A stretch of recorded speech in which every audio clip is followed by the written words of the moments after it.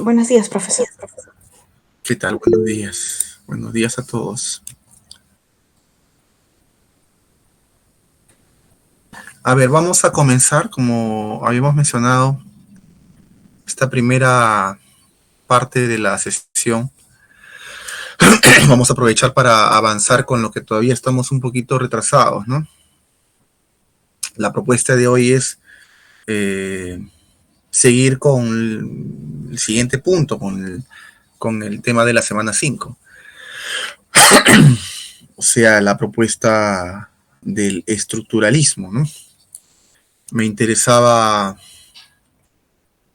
brindar una perspectiva general de esta corriente para luego aterrizar en sí en la propuesta de Lévi-Strauss y la interpretación que tiene él del mito, del ritual, a través de sus textos más importantes, ¿no? El día de hoy obviamente que solamente voy a poder avanzar con lo primero, ¿no? Pero en las siguientes sesiones, ajustando un poco los tiempos, administrando los contenidos, creo que podemos aminorar la brecha, ¿no? Que en este momento tenemos, justamente porque no hemos avanzado de manera consistente. Bien, dicho esto, comenzamos entonces. Y la segunda parte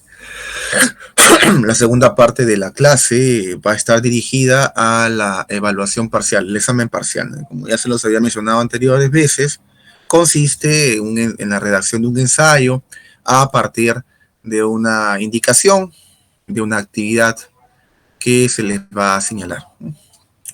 Bien, también va a durar 2 horas, ¿no? Y la idea es que lo puedan enviar a mi correo institucional antes de que acabe la clase. Eso es fundamental, es como haberlo dado en la clase, ¿no? Y esto para eh, evitar, ¿no?, que se rompa un poco con las reglas normales de un examen parcial, ¿no?, que consiste en darlo de manera sincrónica, ¿no? Bien, no sé si sobre esto hay alguna pregunta, alguna observación.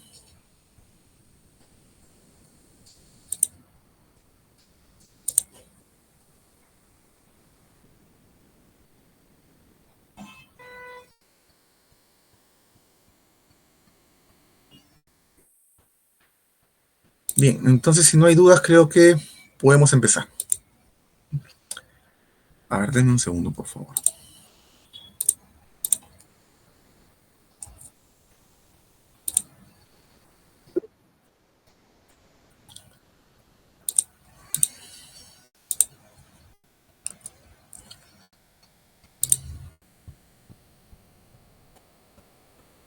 Listo.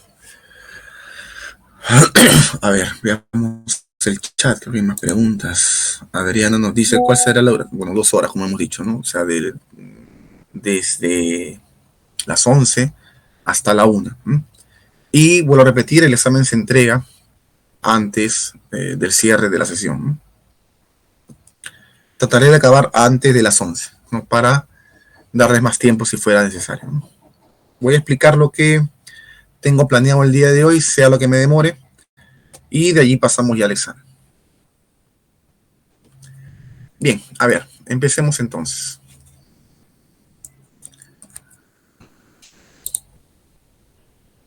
Vamos a hablar en sí del estructuralismo, pero quisiera iniciar aludiendo al llamado giro lingüístico en filosofía y también su impacto en las ciencias sociales, ¿no? Para ello habría que mencionar que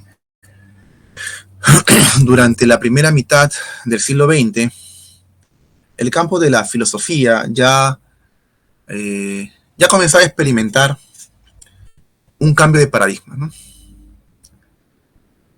Los autores modernos, en esta temporización de la historia, del pensamiento filosófico, ¿no?, que alude a una filosofía moderna que va desde el siglo XVII hasta el siglo XIX.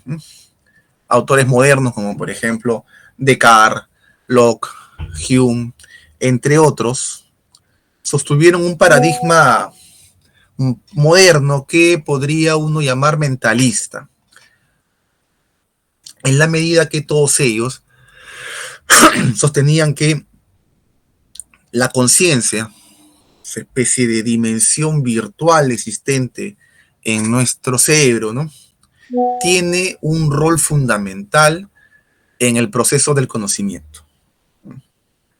Los filósofos modernos creían que la relación entre el ser humano y su realidad estaba mediada por la mente.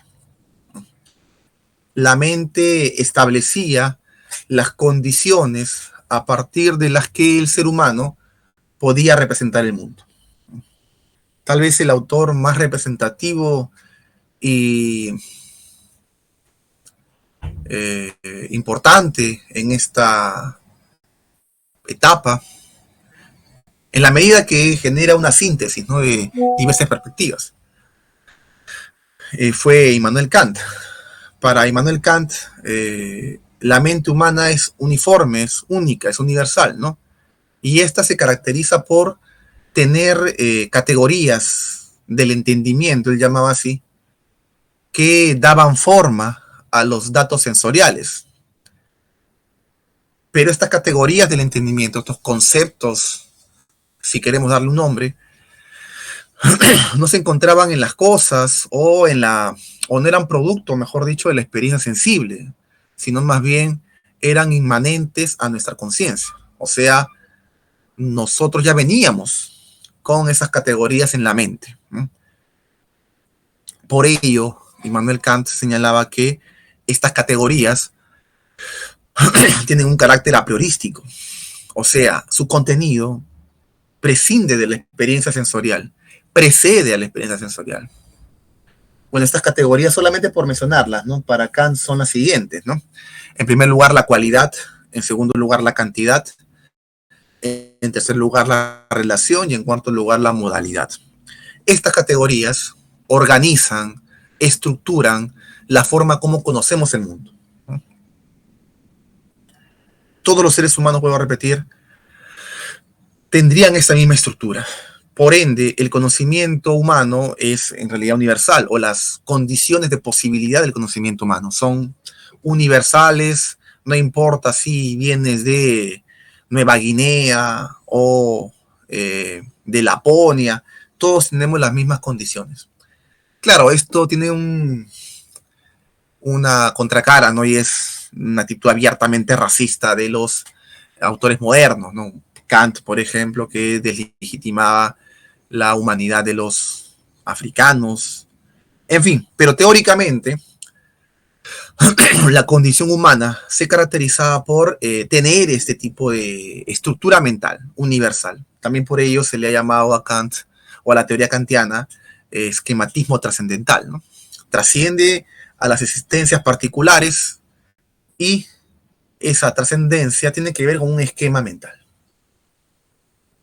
Bueno, esta apreciación acerca de la relación entre el ser humano y su mundo va a comenzar a cambiar en la primera mitad del siglo XX, en los inicios en realidad del siglo XX, pues se va a dar mayor énfasis al lenguaje como la vía de acceso a la realidad. Si para los modernos, específicamente para Kant, nosotros aprendemos la realidad a través de estas estructuras universales, para esos nuevos pensadores del siglo XX, el acceso a la realidad va a través del lenguaje. Es el lenguaje la forma como nosotros nos representamos el mundo.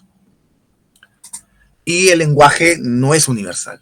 O sea, la facultad de comunicarnos sí lo es, pero la expresión en idiomas, en lenguas, ¿no?, es muy diversa. Y de esta manera se va a dar inicio al llamado giro lingüístico, ¿no?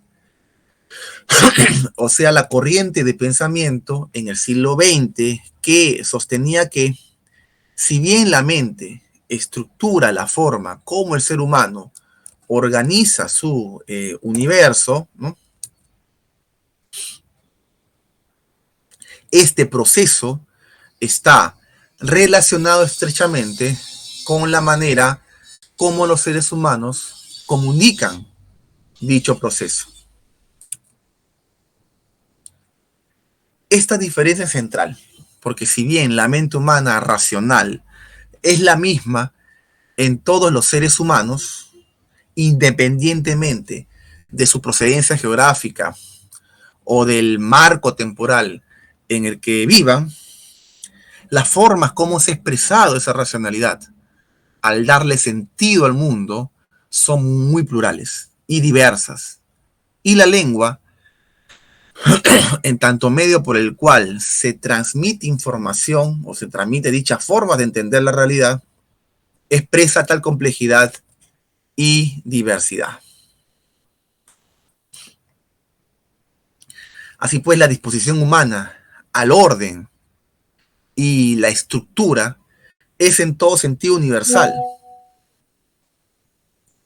pero esta disposición no se traduce en una sola forma de entender la realidad, sino más bien diremos que hay tantas maneras de entender el mundo bajo un orden determinado como culturas y sociedades humanas han existido a lo largo de la historia de la especie, ¿no? Y este proceso está caracterizado por la retroalimentación. Cada persona aprende a designar el mundo bajo un determinado orden y a través de signos, los cuales, articulados entre sí, brindan el sentido de realidad que se necesita para vivir en sociedad.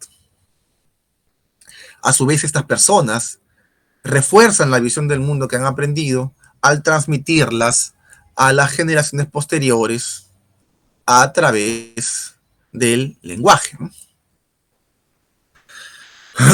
En ese sentido, el giro lingüístico implicó que las principales disciplinas humanísticas, como la filosofía, la literatura, las artes y también las ciencias sociales, como la lingüística, la historia, la sociología y la antropología, se volcaran hacia el estudio del signo y la trama de relaciones en el que éste se encuentra.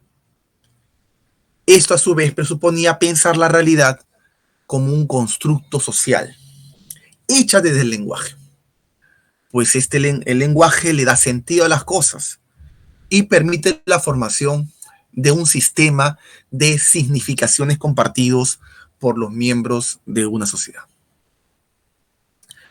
En términos generales, entonces, se puede afirmar que el giro lingüístico consiste en una ruptura con el pensamiento moderno occidental, ¿no?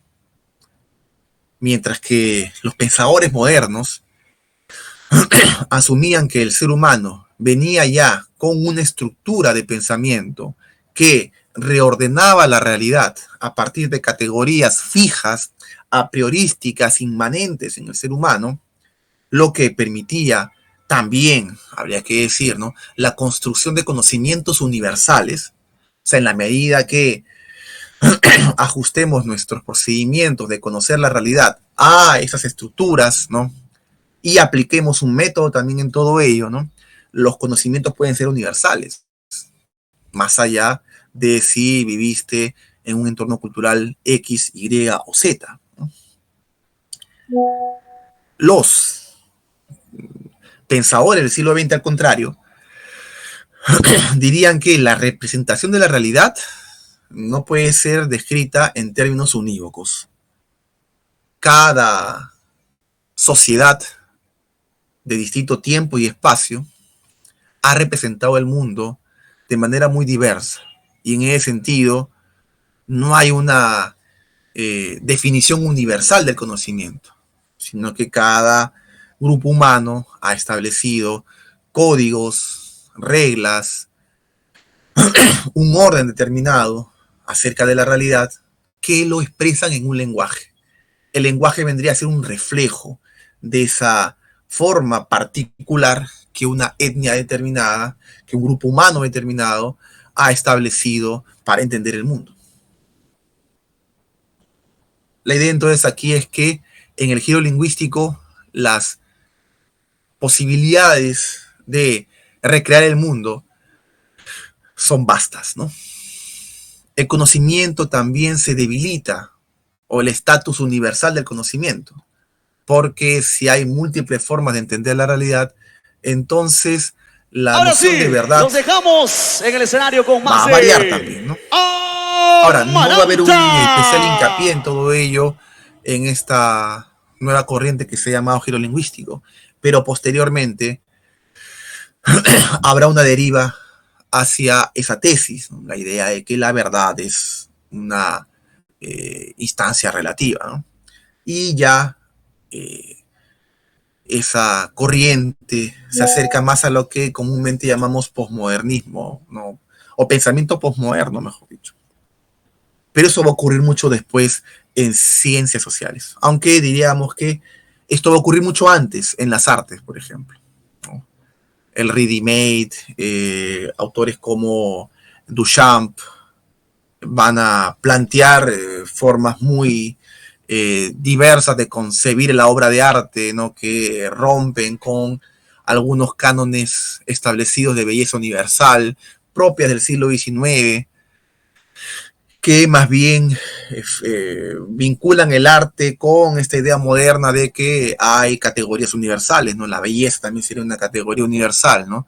Y podemos definirla en términos absolutos, ¿no? Esto va a ocurrir inicialmente, como decíamos, en el siglo XX en las artes. La corriente posmoderna en artes va a ser mucho más anterior que la acontecida en ciencias sociales. Pero bueno, de aquí habría que mencionar una obra central que va a materializar ese cambio en el pensamiento occidental. Y no va a venir de la filosofía específicamente, sino va a venir de la lingüística. Estamos haciendo referencia aquí al, a la corriente que llamamos estructuralista, ¿no? Bueno, va a decir que eh, este impacto fue fundamental en la lingüística, pero también en otras disciplinas, ¿no? Va a transformar este giro lingüístico la manera como se interpreta el mundo, también no solamente el lenguaje, sino también al ser humano en general, y va a tener un impacto fundamental en las humanidades y en las ciencias sociales.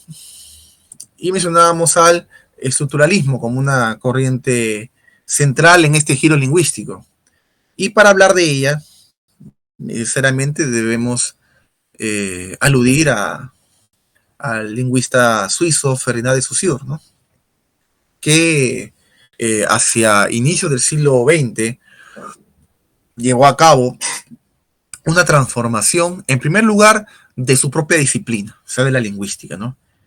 Y en segundo lugar, esta transformación tendrá un impacto general en las diversas disciplinas sociales y humanísticas. Hacia el año 1916 se va a publicar póstumamente a Saussure un texto que va a ser clave en todo esto. Es el curso de Lingüística General. En ese texto es fundamental la apreciación del lenguaje como una estructura de significaciones o signos interrelacionados entre sí. Hasta ese momento, la lingüística había dado avances sustanciales en el estudio histórico de las lenguas y logró establecer vínculos de parentesco entre ellas, hasta remontarse a un antepasado en común. Por ejemplo, gracias a un estudio comparativo de las lenguas habladas en Europa, en Irán y la India, los estudios en filología habían logrado reconstruir un antecesor de todas ellas, la llamada lengua indoeuropea. Entonces, para la filología decimonónica, era fundamental estudiar la evolución de una lengua, o sea, cuál fue su origen y cómo había llegado a ser lo que es. No obstante, para el siglo XX, la propuesta de Saussure sostuvo que los estudios lingüísticos debían preocuparse más que por la historia y por los orígenes de una lengua, debían preocuparse por su funcionamiento en un momento determinado. O sea, la propuesta de Saussure era construir una ciencia lingüística que no se oriente tanto en lo diacrónico, más sí en lo sincrónico. El estudio de la lengua en un momento específico, en el aquí y el ahora, en cómo se construye un sistema de relaciones que explican la realidad. Entonces, para Saussure, el propósito de la lingüística debe ser el estudio de una lengua como un sistema estructurado que permite la combinación de signos y que brinda a una sociedad una visión determinada del mundo. Por ello, Saussure también es considerado como el precursor del estructuralismo, esta corriente de pensamiento que establece que la realidad existe a razón de estructuras lingüísticas que la sostienen. En primer lugar, veamos qué caracterizaría a la visión de Saussure acerca de la lengua. En primer lugar, para Saussure, la lengua es un sistema arbitrario. O sea, vincula un término concreto a una realidad sin la existencia natural de alguna relación entre término y realidad. Y esto lleva a la clásica diferenciación realizada por Saussure entre el significado, que vendría a ser la realidad dada y exterior al ser humano, y el significante, o sea, la palabra que se asocia a dicha realidad. Entonces, siguiendo con esta línea de pensamiento, no hay nada en el significado que lo ate al significante. Esto ocurre así por un acto arbitrario de asociación establecida por una comunidad de hablantes determinada. Y eso nos lleva a una segunda característica del lenguaje. El lenguaje, de acuerdo con Saussure, está determinado por una convención social. O sea, esta asociación entre palabras y cosas es un acto de consenso. La relación entre lenguaje y realidad, entonces, es un constructo por provenir de una convención social. Por lo cual el lenguaje, más que expresar una realidad, la construye por convención. El lenguaje, en tal sentido, se convierte en una instancia central. El significado es producido por una gramática, por sus relaciones internas, más que por el hombre. El lenguaje y el significado, entonces, es algo que trasciende al hombre, pues el significado no se instituye por su voluntad, sino por las capacidades de combinación lingüísticas que ofrece una lengua, que persiste al ser humano en sí. Y en tercer lugar, el lenguaje es un sistema de relaciones, lo cual implica que no se puede pensar a un elemento fuera de la red formada por los conceptos de una lengua. En suma, no existen elementos autónomos, no existen signos autónomos.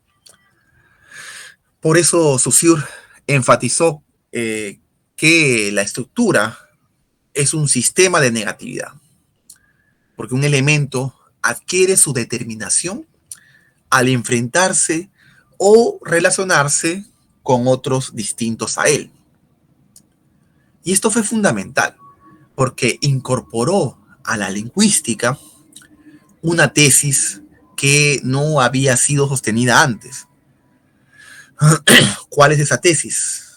No, las anteriores, en realidad, la cualidad arbitraria y consensual del lenguaje ya habían sido mencionadas anteriormente, ¿no? Incluso se remontan al siglo XIV con la propuesta lógica de Guillermo de Ockham, ¿no?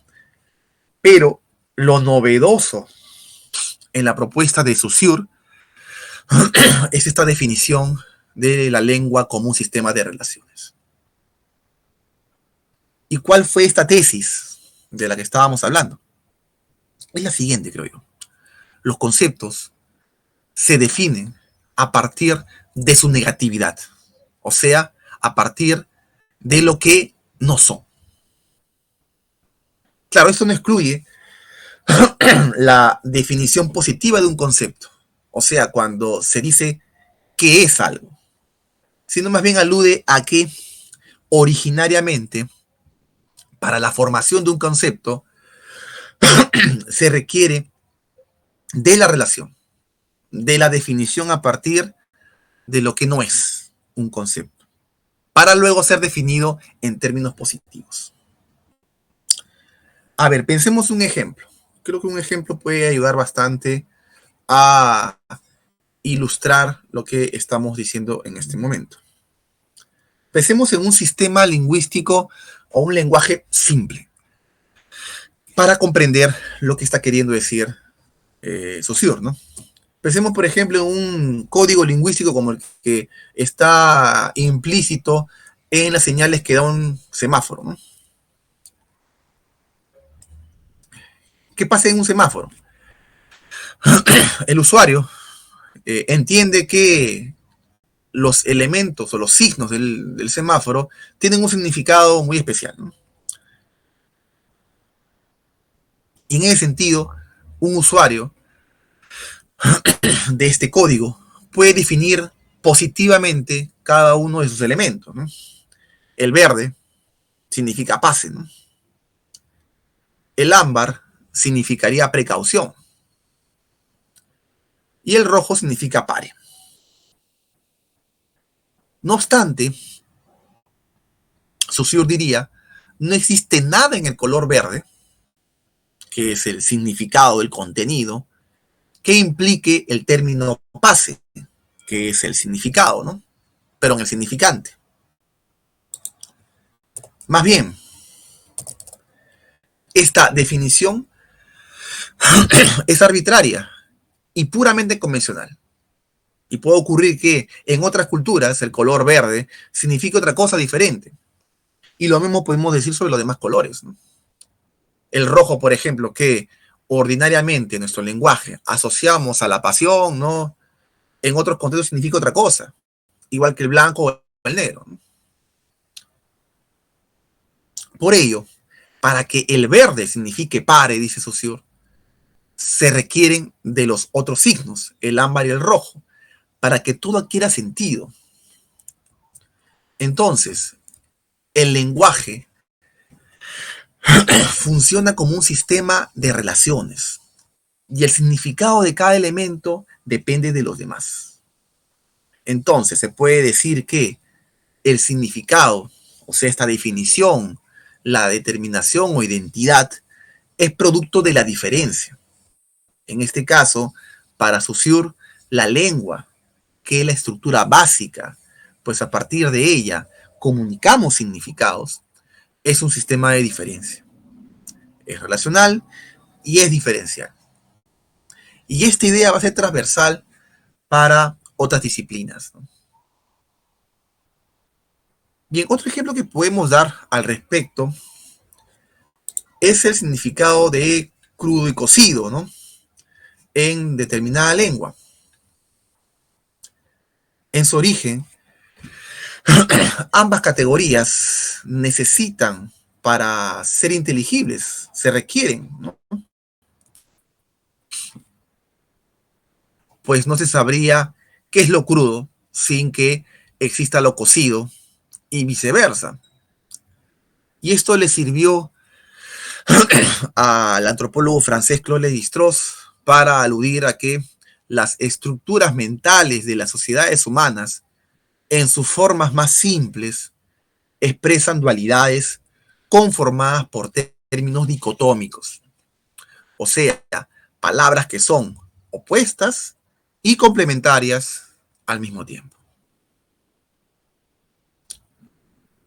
Bien, no sé si hasta aquí hay alguna pregunta, alguna duda, a lo que deseen comentar. Estoy para escucharlos.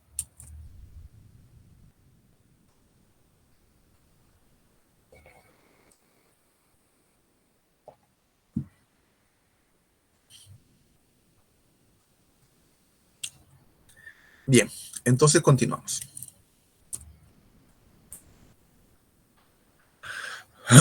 Y como indicábamos, el giro lingüístico y el estructuralismo fueron fundamentales para diversas disciplinas humanísticas, ¿no?, y para las ciencias sociales.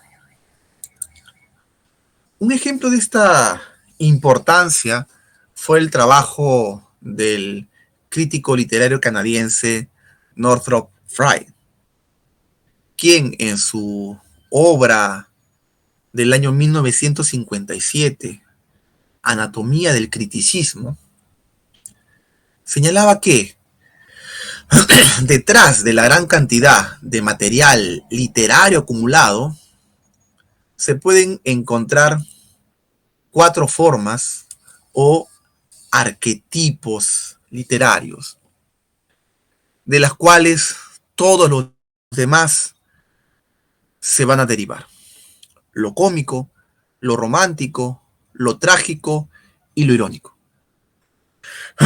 Además, para Frye, la obra literaria debe entenderse como un sistema cerrado de relaciones de signos, los cuales pueden comprenderse al margen de la realidad exterior que la produjo. Por lo tanto, el mundo imaginario, creado por un literato y plasmado en su obra, debe ser entendido solo en sus propios términos y no en su relación con el mundo que lo circunscribe. O sea, el autor, la realidad, el contexto productivo, etcétera. Es por esta, digámoslo así, fascinación estructuralista por el sistema, más que por aquellos individuos que lo crearon o que lo usan, es que se suele decir que el estructuralismo es una propuesta teórica antihumanista. El análisis estructural resta importancia al sujeto humano individual y centra todo en el lenguaje en sí, en el sistema literario. Por eso también se entiende la observación que manifestaba Lévi-Strauss respecto del existencialismo sartreano, ¿no?, el cual afirmaba que una tarea fundamental de las humanidades, de las ciencias sociales, ¿no?, era construir al hombre, ¿no?, era dotar al hombre de un destino a partir de una concepción de su ser libre, ¿no? Sartre señalaba que el hombre está enfrentado, está condenado a ser libre en la medida que viene sin predeterminaciones, ¿no?, y en el camino de su propia construcción subjetiva debe atribuirse un sentido. El sinsentido, entonces, es una barrera que el ser humano debe saltar. Lévi-Strauss, en respuesta a esta mención llevada a cabo por Sartre, diría que más bien el hombre no es importante en el estudio de las ciencias sociales, sino más bien la estructura. Las ciencias sociales, entonces, más que construir al hombre, deben disolverlo, entendiendo que el hombre más bien es una especie de efecto de ventriloquía, ¿no? Es la estructura que habla a través de los seres humanos. El ser humano no tendría capacidad de agencia mayor, ¿no?, mayúscula, sino más bien está condenado a moverse entre los signos establecidos por una lengua, ¿no? O por una estructura mental. Esta es la razón por la que se suele atribuir al estructuralismo como un antihumanismo, ¿no? O lo que diría Roland Barthes, ¿no? Semiólogo también de mediados del siglo XX. Estamos frente, con el giro lingüístico, con el estructuralismo, estamos frente a la muerte del autor en literatura. No importa el contexto en sí en el que se escribió una obra, sino más bien importa el formalismo, la estructura interna de la obra. La hermenéutica que anteriormente, bueno, que ahora de todas maneras es importante, ¿no? Pero que en ese momento había establecido que era importante vincular a la obra con el autor, con el contexto, con la historia y también obviamente con la forma, ¿no? Ya pasaba a ser desacreditada por esta tesis, ¿no? La idea de que un sistema lingüístico, como una obra de arte o una obra literaria, debía ser comprendido en su estructura más que en su contexto más general, ¿no?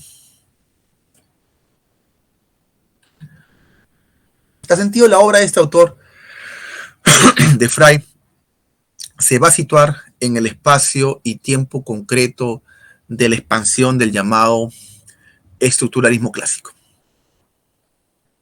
Tal como se mencionó anteriormente, entonces, el estructuralismo se interesa por lo permanente, o sea, por el sistema de significación que perdura en las múltiples expresiones culturales existentes. Además, el estructuralismo presupone que las formas como determinados elementos en una estructura se han combinado o relacionado obedecen a las leyes o principios generales, por lo que también se puede establecer un parentesco estrecho entre estructuralismo y positivismo, porque ambos tienen la convicción de que la ciencia permitirá poner en manos del ser humano dichas leyes del funcionamiento de la realidad. Así, uno se convierte en un estructuralista al afirmar que el significado de cada signo depende totalmente de su relación con los otros signos. Los signos por sí solos, entonces, carecen de significado sustancial. Solo poseen una significación relacional. Esto ya lo hemos dicho anteriormente. Bien, en su obra Teoría Literaria, una introducción del año 1983, el crítico literario e intelectual británico Terry Eagleton ofrece un ejemplo muy sencillo de interpretación estructuralista de una narración o historia, ¿no? ¿Qué nos dice Eagleton? Nos dice lo siguiente, ¿no? Supongamos que estamos analizando un cuento en el cual un chico se va de casa después de un disgusto con su padre.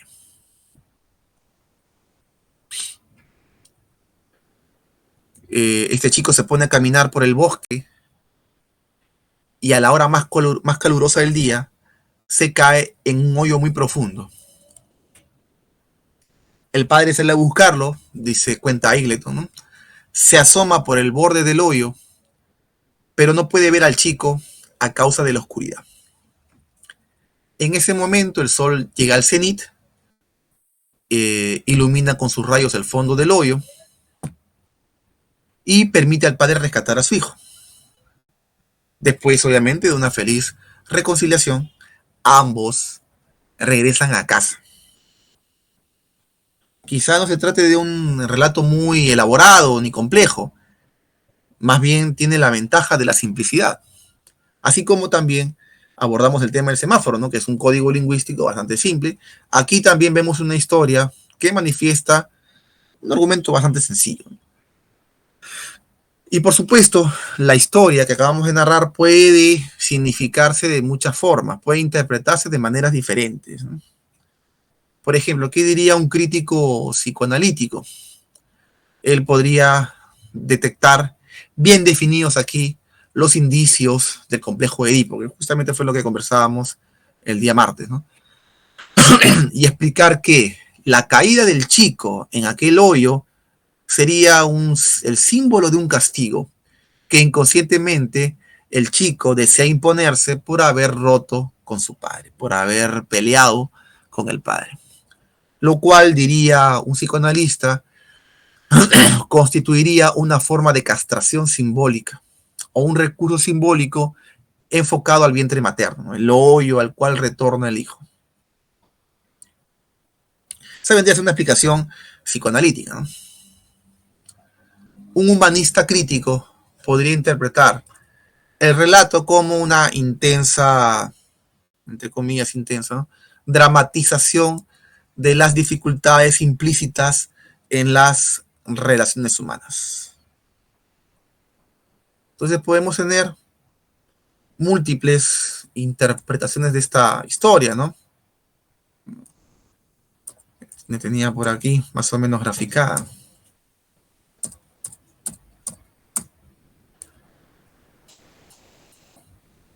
Pero ¿qué diría un estructuralista? Y aquí viene la importancia de esta pequeña narración. ¿Qué diría un estructuralista acerca de esto? Bueno, en primer lugar, un estructuralista buscaría establecer un esquema. Esquematizaría la narración dentro de una forma diagramática. Establecería relaciones, orientaciones, subtemáticas y significados asociados a todo ello, ¿no? Por ejemplo, para un estructuralista, de acuerdo con Eagleton, siempre, el primer elemento, la primera unidad de significado, el chico se disgusta con su padre, ¿no?, vendría a ser o podría reescribirse como la rebelión del de abajo contra el de arriba. Está el esquema claramente identificado en primer lugar. En segundo lugar, el chico caminando por el bosque vendría a significar un movimiento a lo largo de un eje horizontal, lo cual obviamente contrasta con el eje vertical del de abajo y el de arriba. Y este desplazamiento horizontal podría clasificarse como una posición central.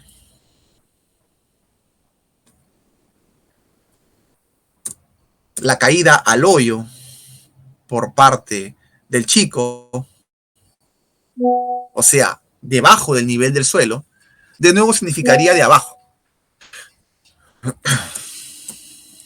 Y la aparición del sol en el horizonte, que justamente permite que los rayos que éste emite puedan hacer visible al muchacho para el padre, la aparición del sol en el horizonte vendría a significar otra vez de arriba.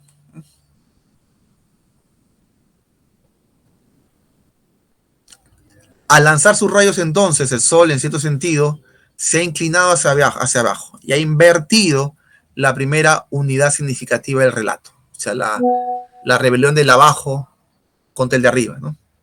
La caída del sol, de acuerdo con esta forma de entender una narración, invertiría ese tipo de relación. Y la reconciliación entre padres e hijos, ¿no?, entre padre e hijo, perdón, restablecería un equilibrio entre el abajo y el arriba. Y el regreso juntos a casa aludiría a esta posición central, lo cual marcaría el logro de un estado satisfactoriamente intermedio, ¿no? El relato, entonces, habla de desplazamientos, ¿no?, de tensiones que desorientan un orden preestablecido, ¿no?, pero que al final ese orden se restituye. La tensión del abajo y el arriba se resuelven al final con un equilibrio entre estos dos sentidos o estas dos orientaciones. Un estructuralista entusiasmado con haber encontrado esta forma elemental de la narración apuntaría los esquemas, ¿no? Y mostraría justamente esta estructura que no depende en realidad ni de lo que vivió el autor en particular, ni el contexto en el que escribió todo esto, ni nada por el estilo, ¿no? Llama la atención este tipo de análisis en realidad, porque separa el verdadero contenido del cuento y se concentra totalmente en la forma, para poder hacer visible estos elementos sustanciales de una estructura. Algo muy similar va a hacer Lévi-Strauss, por ejemplo, en su interpretación del Edipo, o del mito de Edipo, ¿no? Que está presente en su texto Antropología Estructural, el primer volumen, ¿no? En este texto, Lévi-Strauss va a aludir, ¿no? a este mito del Edipo, estableciendo que también allí se puede observar una tensión que se establece entre dos elementos, ¿no? En primer lugar, la sobrevaloración de las relaciones de sangre y en segundo lugar, la infravaloración de las relaciones de sangre, ¿no? La sobrevaloración de las relaciones de sangre estarían representadas, ¿no? por el matrimonio entre Edipo con su madre Yocasta. O en un relato posterior, pero que pertenece a la saga de Edipo Rey. Chicos, denme un segundo, por favor. En un momento retomo con ustedes. Un momentito.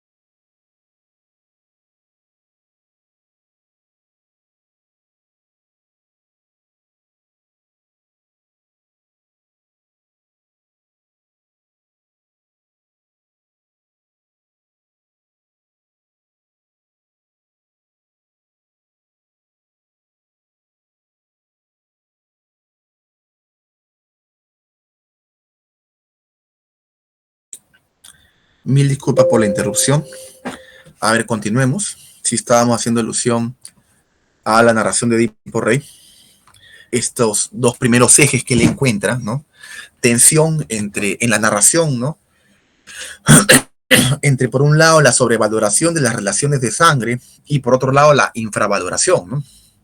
En el primer esquema, en la primera estructura, encontramos eventos como, por ejemplo, decíamos, el matrimonio de Edipo con su madre, con Yocasta, ¿no? Hay una sobredimensión allí, ¿no? Hay una relación excesiva de los vínculos de sangre, ¿no? Hay una sobreescritura de los mismos.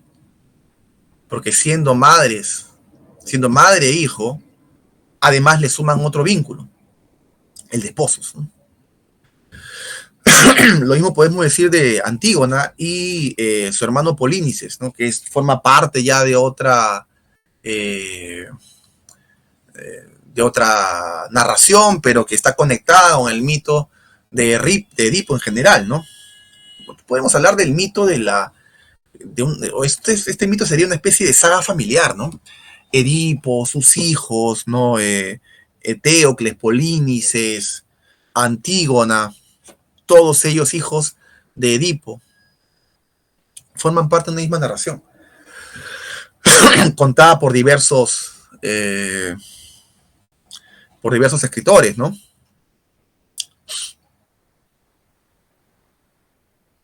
La segunda sobre escritura, sobre valoración de las relaciones de sangre, encontramos, por ejemplo, en Antígona, quien en la obra Antígona ¿de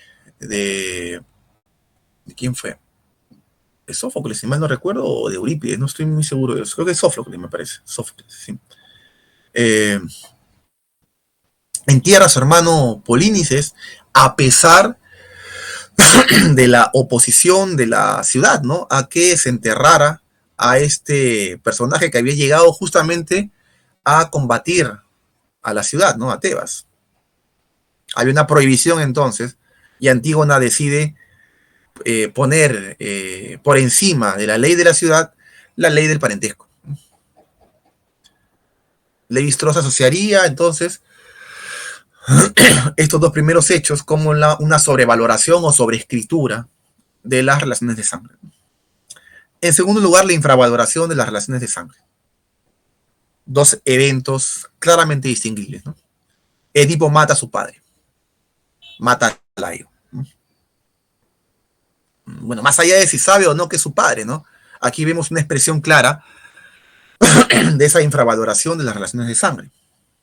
Y en segundo lugar, Eteocles mata a su hermano Polínices, ¿no? En Antígona, en esta obra, ¿no? Pero también Levi-Strauss encuentra otros dos ejes más, otras dos estructuras más,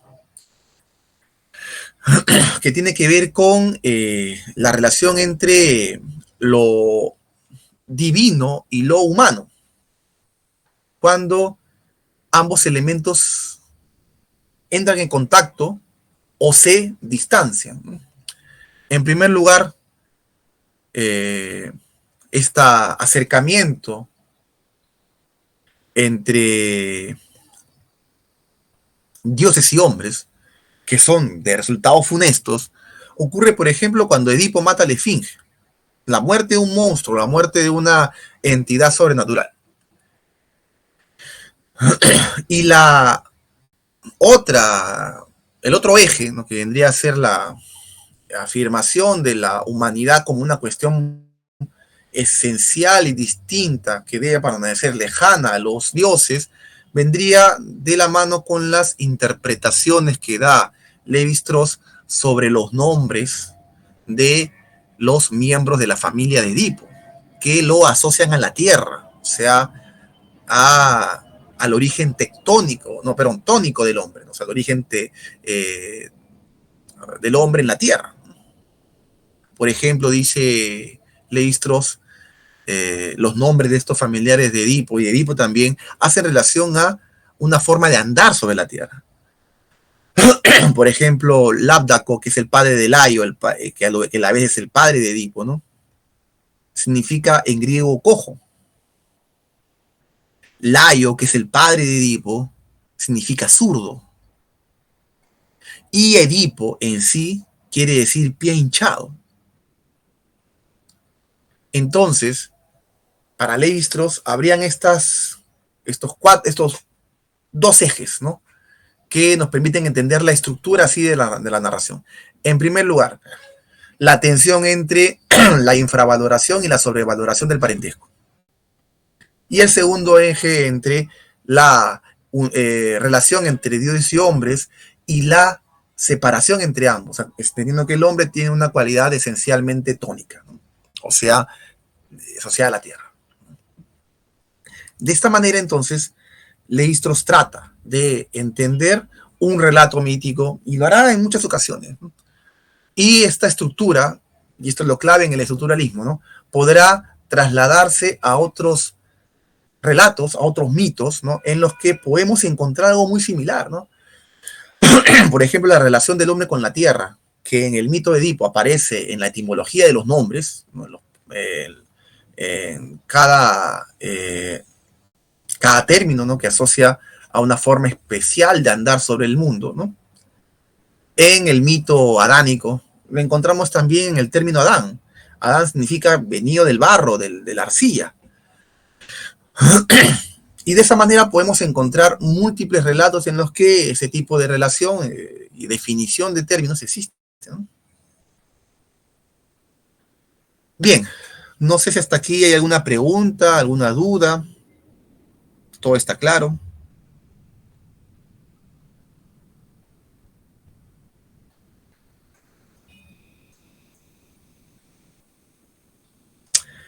Listo. Miren, yo ya no tengo más que comentarles. Yo hasta aquí llego con el tema. Vamos a continuar en la sesión que nos corresponde, la siguiente. Y vamos a pasar al otro tema, que es el que vamos a continuar, que es el examen.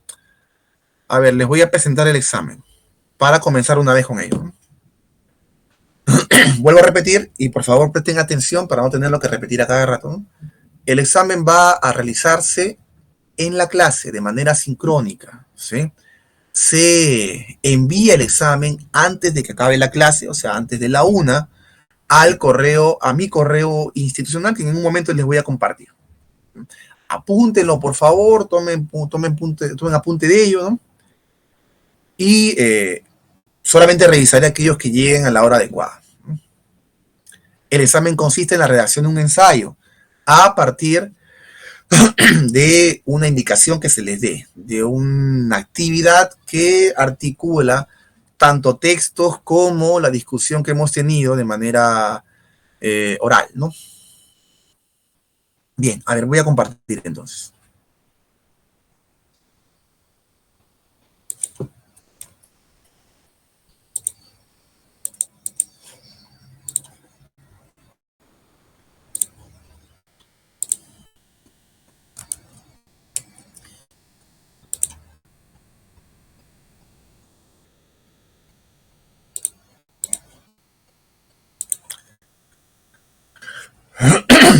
No sé si se puede ver, disculpen. Sí, sí, señor profesor. Sí, soy el profesor. Perfecto. A ver, pasemos entonces a la indicación. A ver, lea la indicación y redacte un ensayo entre las 500 y 700 palabras o 2 carillas también, a partir de la información provista en clase y el contenido de las lecturas. ¿Cuál es la indicación? La siguiente. Explique comparativamente el desarrollo de los estudios sobre la religión y el ritual desde las siguientes tradiciones teóricas. En primer lugar, el evolucionismo decimonónico. En segundo lugar, la etnología francesa temprana. En tercer lugar, el funcional estructuralismo. Y en cuarto lugar, el psicoanálisis. Una descripción general comparativa, estableciendo similitudes y diferencias entre esas tradiciones, ¿no? En un trabajo que puede tener esa extensión. Puede ser más si ustedes lo desean, ¿no?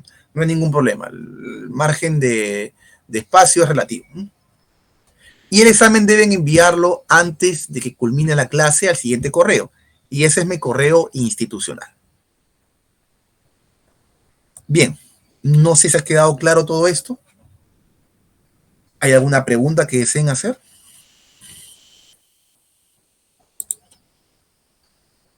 Está claro, profesor. Muy bien. Tendrán entonces hasta la 1 de la tarde. ¿Sí? Comiencen, por favor. Yo voy a estar conectándome, desconectando lamentablemente, ¿no? Pero la idea es que esto quede claro. Si tienen alguna sugerencia que hacerme, me lo escriben al WhatsApp a través de nuestra delegada y yo ya les informo. ¿Sí? Empecemos entonces, por favor. Recuerden, hasta la 1 hasta antes de la 1 de la tarde.